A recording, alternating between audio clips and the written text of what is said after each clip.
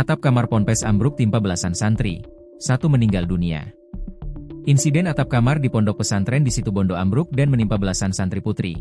Rabu, 29 Oktober 2025, dini hari.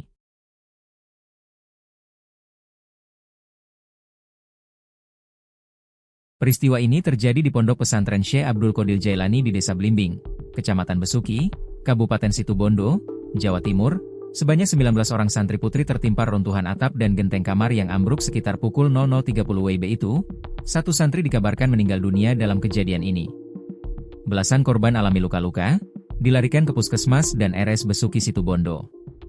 Satu orang santri dilaporkan meninggal dunia dan 3 orang harus menjalani perawatan intensif di 2 rumah sakit Besuki.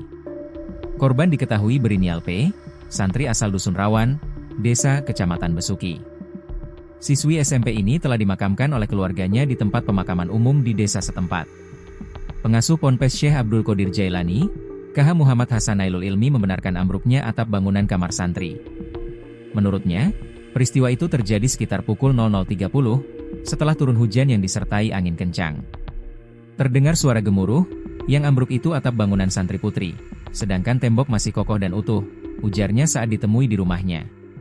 Para santri yang menjadi korban, kata KH Muhammad Hasan, langsung dievakuasi ke puskesmas dan rumah sakit untuk mendapat perawatan medis dan para santrinya dinyatakan sehat.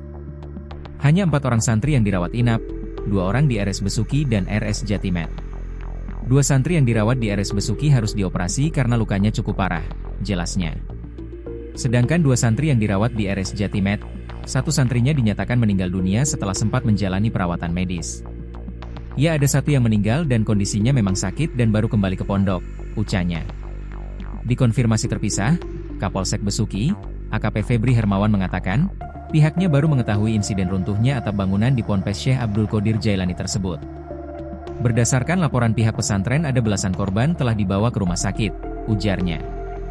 Belasan santri yang sempat menjalani perawatan di 2 rumah sakit itu, kata AP Febri, 11 santri dipulangkan dan 4 santri dirawat. Yang dilaporkan 1 santri meninggal dunia dan tadi sekitar pukul 9 WIB telah dimakamkan, katanya. Dikatakan, pihaknya telah berkoordinasi dengan Polres dan tim identifikasi terkait insiden di Ponpes itu.